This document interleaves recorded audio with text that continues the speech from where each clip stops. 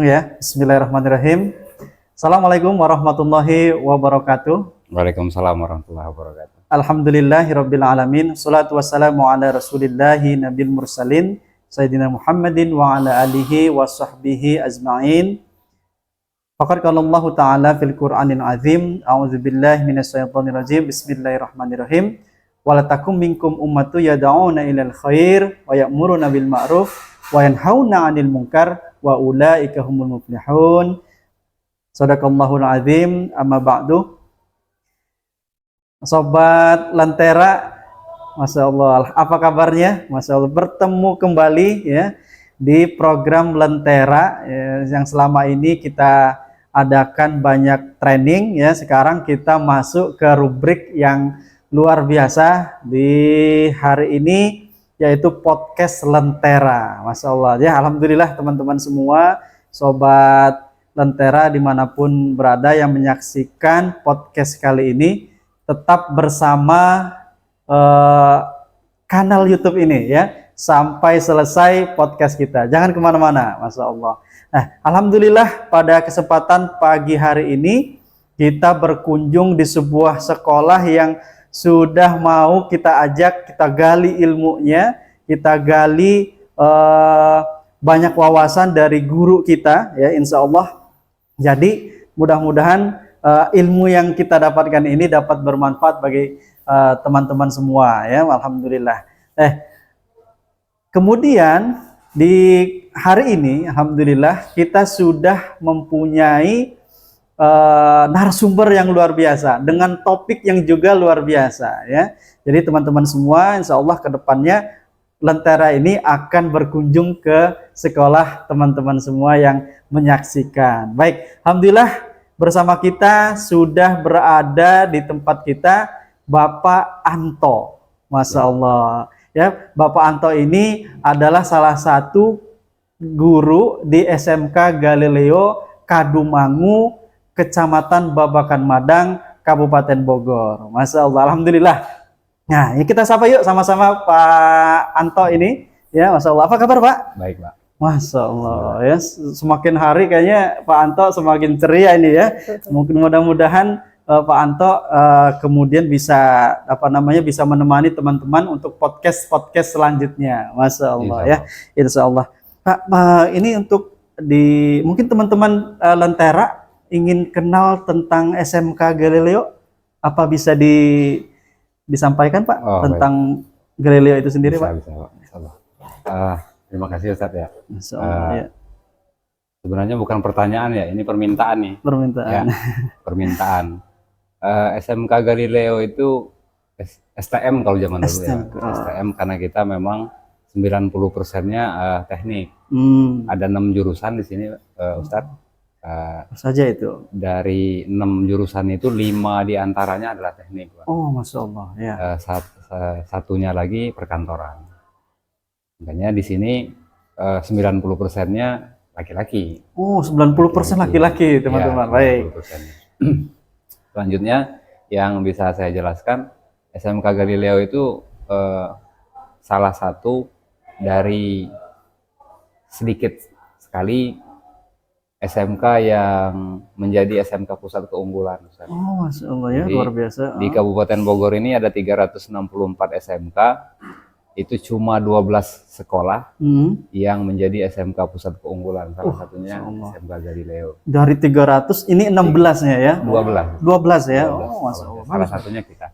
Masya Allah ya. Itu untuk pengenalan awalnya mungkin ya, tentang Galileo. Kalau misalnya teman-teman nanti penasaran ya silakan berkunjung di sini ya. Kunjungi aja, kita bisa tanya-tanya. Oke, Masya Allah ya.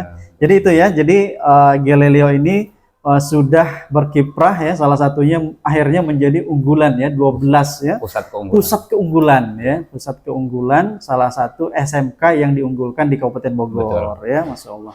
Karena kejuruan ini sangat dibutuhkan bagi dunia industri. Betul. Kan Pak ya.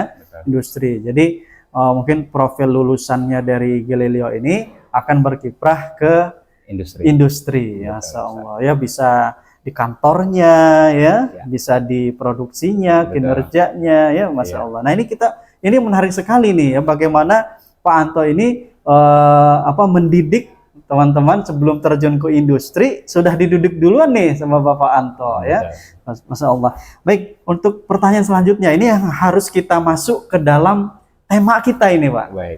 Ini sudah kita masuk ke dalam judul kita ya. Jadi teman-teman bisa lihat judul kita ya tentang peran guru ya.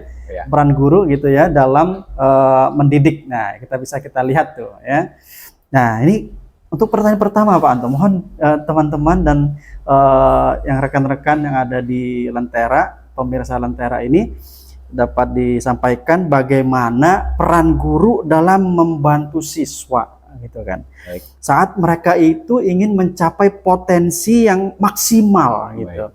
Mungkin bisa dijelaskan tentang strategi atau pendekatan efektifnya, Pak? Iya, baik. Sebelum ke sana, sebelum menjawab Ustadz ya, mohon maaf, perkenalkan dulu saya ke teman-teman Lentera. Boleh. Oke. Ya, nama saya Anto Putrawan SPD. Saya di sini guru bahasa Indonesia, Ustadz. Saya wakil kepala sekolah bidang hubungan masyarakat, sekaligus koordinator seluruh wakal di SMK Galileo. Itu yang pertama. Yang kedua, saya ketua umum organisasi guru, namanya Guru Merdeka Profesional. Singkatannya GMPRO.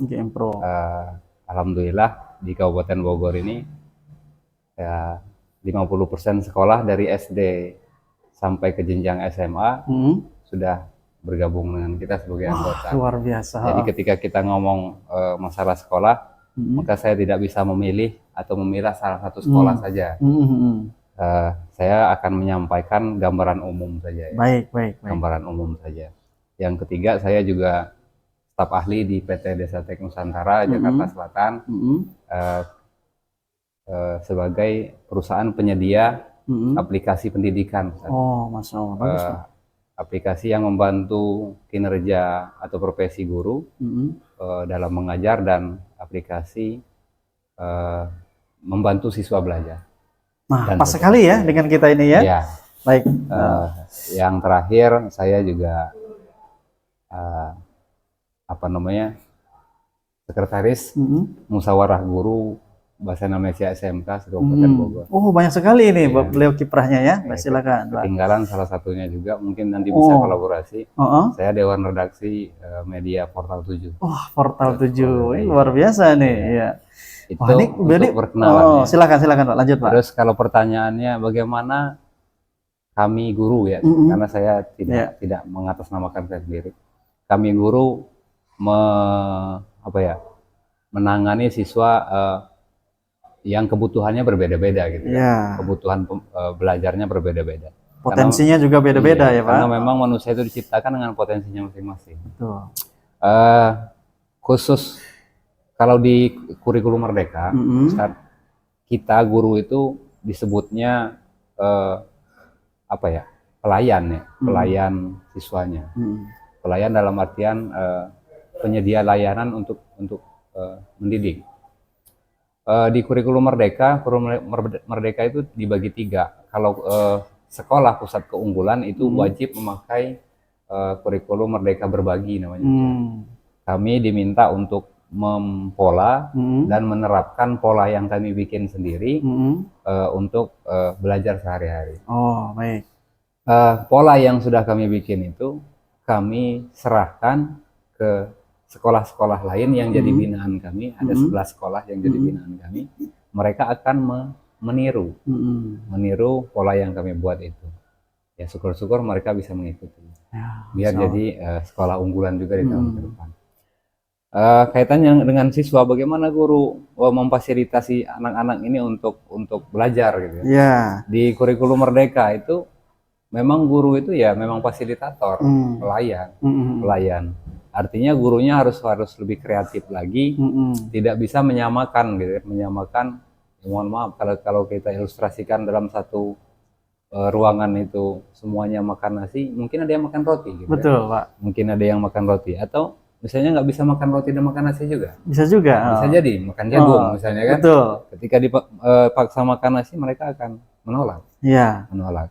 Artinya sekolah dan gurunya sendiri langkah pertamanya adalah memahami potensi anak itu, memetakan lebih awal potensi anak-anak itu, berapa orang yang makan nasi gitu, berapa orang yang makan jagung gitu kan, berapa orang yang sarapannya hanya roti gitu kan, dan berapa orang yang nggak sarapan, ya nggak, berapa orang yang nggak biasa sarapan gitu kan.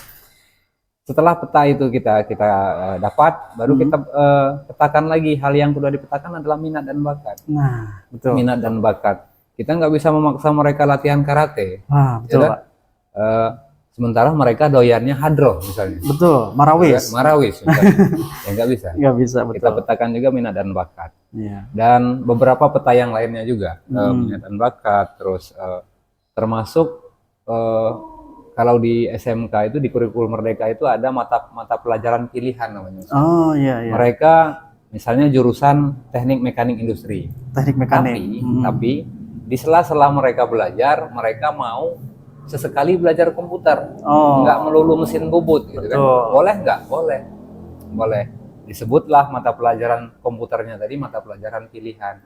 Nanti kita jadwalkan kapan mereka belajar komputer juga. Gitu. Artinya ya, selaku fasilitator kita menyiapkan sarana dan prasarana sesuai dengan minat dan bakat, kebutuhan mereka. Karena memang anak-anak SMK itu ya, masuk SMK itu kan rata-rata sudah punya arah masing-masing. Betul. Ketika tamat saya mau kerja di sini. Ketika tamat saya mau ini dan seterusnya. Sekolah yang baik, guru yang baik, yang sukses memfasilitasi. Betul. Ketika kita masih kaku dengan ini cara saya, Anda harus ikut saya, ya patah. SMK itu sendiri akan patah pada akhirnya. Itu mungkin Ustaz jawabannya. Masya Allah, menarik ya. Jadi kalau kita simpulkan ini ada dua hal ya. Bagaimana strateginya adalah melihat potensi masing-masing ya. Betul. Kalau tadi analoginya dengan makan tadi ya, ada yang mau ini, itu intinya adalah bahwa siswa itu punya karakter kepribadian yang masing-masing. Nah, ketika masing-masing seperti itu punya penanganan yang masing-masing juga. Dan difasilitasi. Betul. Ada yang sakit ini, sakit itu, obatnya juga beda-beda. Intinya supaya tujuannya sama. Masya Allah. Ini strateginya ya. Apalagi ditunjang dengan kurikulum Merdeka tadi ya. Kurikulum K13 ya, Pak. K13 udah lewat. Terus kita tinggalkan. Kurikulum Merdeka. Dengan Pak Nadiem ini ya. Betul. Alhamdulillah, itu luar biasa ya. Dari kurikulum yang sekarang ini menunjang guru untuk mendekati siswa ya. Betul ya, supaya kebutuhan industri ini terpenuhi. Nah, ini tentang potensi maksimal nih Pak ya. Baik, jadi teman-teman Lentera bisa dipahami ya. Nanti kita masuk ke pertanyaan selanjutnya ya. Baik. Nah, ini ketika potensi maksimal itu bisa didekati, ada strategi strategi efektif. Nah, ini bagaimana keterlibatan orang tua nih? Karena kan sekolah itu tidak berdiri sendiri, ada komitenya gitu kan. Bagaimana keterlibatan orang tua terhadap pendidikan siswa? Ketika gurunya itu ingin begini, siswanya ingin begini, di rumah beda. Nah, ini bagaimana nih kerjasama ya supaya mendukung perkembangan siswa ini dengan orang tua nih? SMK Galileo ini gimana Pak? Baik, Ustadz. Pendidikan itu memang bukan tanggung jawab satu pihak, tapi semua orang ya bertanggung jawab atas pendidikan anak ya, atas pendidikan anak. Sekolah itu salah satunya saja. Orang tua yang utama. Lingkungan juga harus ikut. Lingkungan sebaya, lingkungan di luar dia itu sangat berpengaruh juga. Kalau di sekolah, bagaimana peran orang tua di sekolah dalam pendidikan anaknya? Di Indonesia itu menerapkan sistem pendidikan ya, bukan pengajaran kan? Betul sekali. Kalau pengajaran maka seharusnya orang tua tidak ikut serta, karena orang tua nggak bisa mengajar. Betul. Sekolah militer itu ya. Militer. Di Indonesia sistem pendidikan artinya mendidik ya semua orang harus ikut serta. Di sekolah pun kami mendidik berdasarkan hasil kerjasama dan informasi dari orang tua siswa. Kapan informasi awalnya kami terima? Pada saat penerimaan siswa baru. Kita petakan di sana, kita punya data awal tentang anak saya ini begini, anak saya ini begini, teman-temannya begini, dan seterusnya kita petakan. Dari hasil pemetaan di penerimaan siswa baru itu muncul nanti kan ada kegiatan latihan kepemimpinan dasar, ya kan? Di latihan kepemimpinan dasar itu mulai dikelompokkan yang memang yang asalnya misalnya dari MTS atau dari pondok, otomatis mereka kan punya caranya sendiri, gaya hidup masing-masing sendiri. Yang dari SMP umum beda lagi caranya mereka, berkomunikasi pun beda, penampilannya pun beda.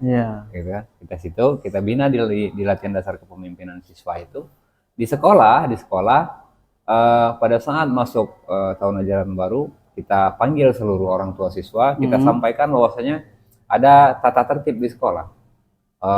Kalau di sini sekitar 37 poin tata tertibnya kita sampaikan, kita sosialisasikan kepada orang tua. Tata tertib itu berhak diikuti dan dilaksanakan oleh semua warga sekolah. Baik itu guru, siswa dan orang tua. Siswa dan orang tua yang diwakili oleh komite. Ya. Makanya ada sedikit benturan kadang-kadang memang dari teman-teman komisi perlindungan anak misalnya kan, dan teman-teman dari HAM ya, Hak Asasi Manusia. Contohnya begini, kita dilarang di sekolah itu melarang penggunaan knalpot racing. Betul. Anak-anaknya kadang-kadang yang belum paham ya, membantah ini hak asasi saya, motor saya. Gitu. Tapi ketika kita jelaskan hak asasi itu memang harus dihormati, tapi harus dibatasi oleh hak asasi orang lain, gitu kan? Betul. Knalpot memang punya kamu, tapi telinga ini punya saya, gitu kan? Ya kan? Hak saya juga untuk ada irisan. Mendengar suara-suara yang tidak bising, gitu kan? Jadi apa batasannya? Batasannya ya hak asasi orang lain, gitu kan? Dan seterusnya. Orang tua di SMK Galileo kami libatkan secara utuh, setiap bukan permasalahan ya. Jadi orang tua itu jangan dilibatkan dalam masalah saja. Dalam prestasi, dalam program kerja pun harus dilibatkan. Contohnya, ketika anak ini mau praktek kerja industri, kita akan sampaikan perusahaan yang menerima PKL anak ibu di sini. Pekerjaannya begini, ibu berterima, bapak berterima, maka kita berangkatkan. Tapi ketika tidak berterima dengan alasan jauh misalnya, atau beda jurusan anak saya kan ini Pak, kok PKL-nya di sini gitu, prakerjanya di sini. Ketika tidak berterima, maka kita akan carikan tempat prakerja yang lain. Betul. Itu di situ juga membuktikan sekolah itu siap tidak, punya tidak dengan kerjasamanya dengan industri. Kalau sekolahnya tidak siap, maka akan kelabakan. Ketika ditolak oleh orang tua siswa, kemana lagi naroknya, bahasanya kan gitu kan? Betul Pak. Kalau SMK Galileo insya Allah tidak ada kendala dengan itu. Bahkan kita setiap tahun itu kekurangan siswa untuk diberangkatkan. Baik. Dan yang terakhir, penyampaian saya menjawab pertanyaan tadi. Baik Pak. Dari semua hal tentang siswa di sekolah itu kita sampaikan, dari mulai presensinya, anak ini hadir atau tidak melalui wali kelas, gitu kan. Terus prestasinya yang diterima harian, mingguan, bulanan, kita selalu sampaikan ke orang tua, karena ya hidup ini bukan sekedar yang ditunggu di rumah itu kan bukan sekedar berita buruk, tapi juga berita baik. Apresiasi. Saya orang tua kan. Ketika menerima dikit-dikit guru yang WA ke saya berita buruk. Berita buruk. Emang seburuk itu anak saya gitu. Nggak pernah baik gitu. Betul. Ya kan? Nggak pernah baik gitu. Mbok yang sekali-kali berita baiknya sampaikan juga gitu ya. Itu kira-kira kita laksanakan itu biar seimbang. Biar seimbang. Keterlibatannya kami usahakan semaksimal mungkin untuk semua sisi pembelajaran dan pendidikan. Begitu. Masya Allah, itu luar biasa nih. Jadi keterlibatan orang tua di SMK Galileo dan Bapak Guru sudah berjalan nih ya.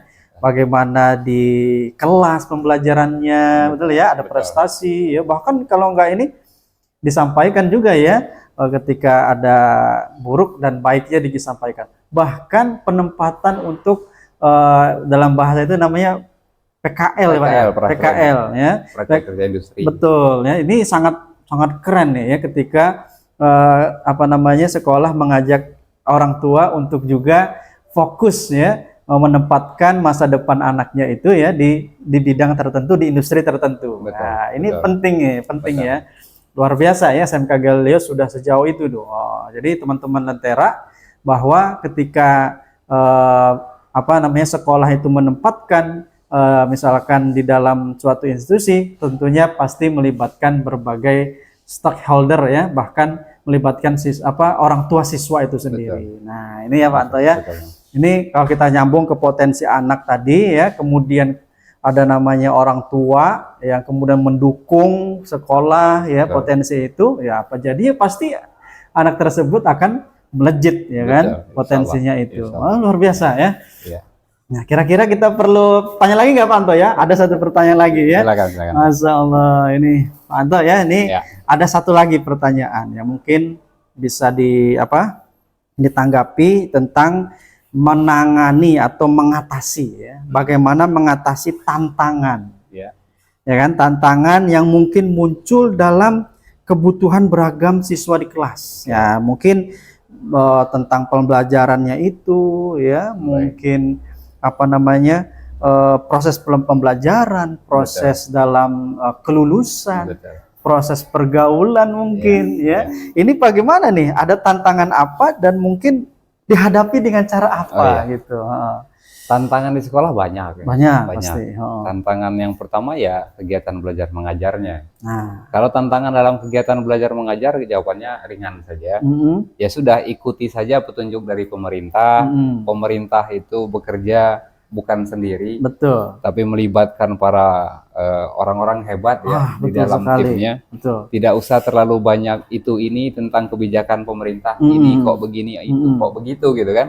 Toh kebijakan itu diambil bukan hari ini keluar, kemarin baru dipikirkan kan gitu kan. Pasti punya banyak pertimbangan.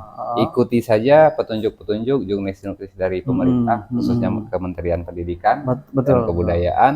Itu yang kita laksanakan. Dan kalau sekarang kebijakan-kebijakan dari Dinas Pendidikan itu luar biasa. Luar biasa nih, silakan. Iya, kebutuhan guru itu sudah banyak disediakan melalui aplikasi-aplikasi yang bisa kita garap sendiri, kelola sendiri oleh guru itu sendiri. Oh betul, bagus. Catatannya gimana? Ya gurunya harus melek teknologi. Nah, ya kan? Iya. Kalau gurunya anti teknologi, ya pasti ketinggalan. Gitu. Pelatihan, misalnya gurunya butuh peningkatan skill. Diklat lah ya. Pelatihan ya mungkin 99% untuk guru sekarang ya online gitu kan. Online ketika males gitu kan ngurusin begitu ya sudah nggak kemana-mana gitu, kemana-mana.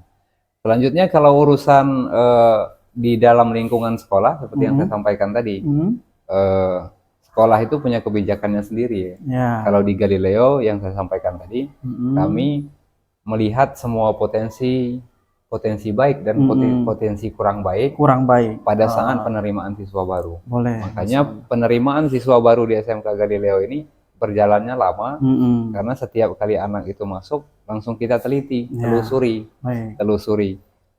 Karena kata salah satu pegiat pendidikan juga nasional mengatakan begini, tidak ada anak bodoh gitu kan, tapi salah yang dipelajari. Nah, ya kan?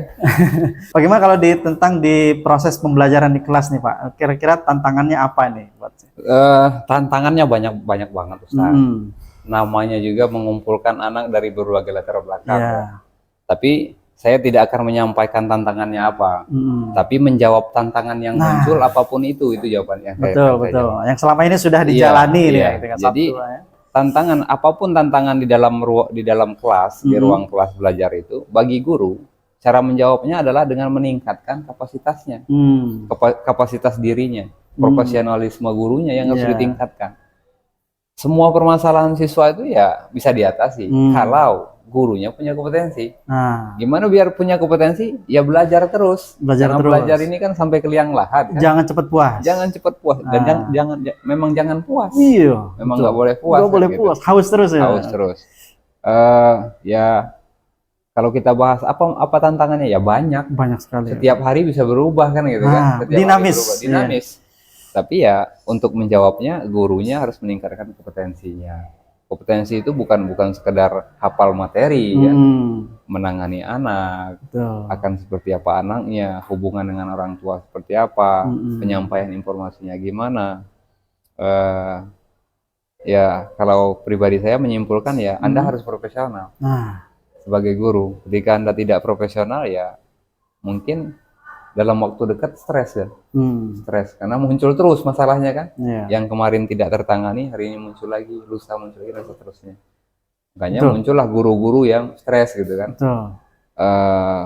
Mulai posting sana sini. Jadi guru kok gini banget gitu kan.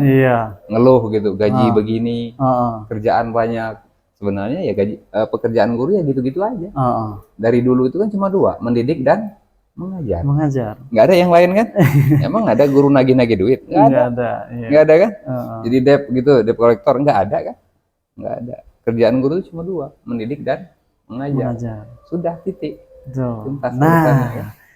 Jadi Sobat Lentera itu tadi ya jawaban dari Bapak Anto ya. Masya Allah ini luar biasa, beliau sudah menjawab 3 pertanyaan kita yang mudah-mudahan nih dari pertanyaan tersebut bisa menambah wawasan ya, bisa digali lagi tentang dunia di SMK ya. Jadi kita bisa kolaborasikan di suatu saat nanti bagaimana bisa melejitkan lagi ya guru-guru yang ada di SMK Galileo dan di SMK atau sekolah-sekolah yang lain ya. Terima kasih Pak Anto. Terima kasih banyak sudah banyak menjelaskan tadi ya. Mudah-mudahan bisa kolaborasi di suatu saat nanti Pak. Baik, demikian Sobat Lentera podcast kita kali ini. Sampai bertemu lagi di podcast yang akan datang. Assalamualaikum warahmatullahi wabarakatuh.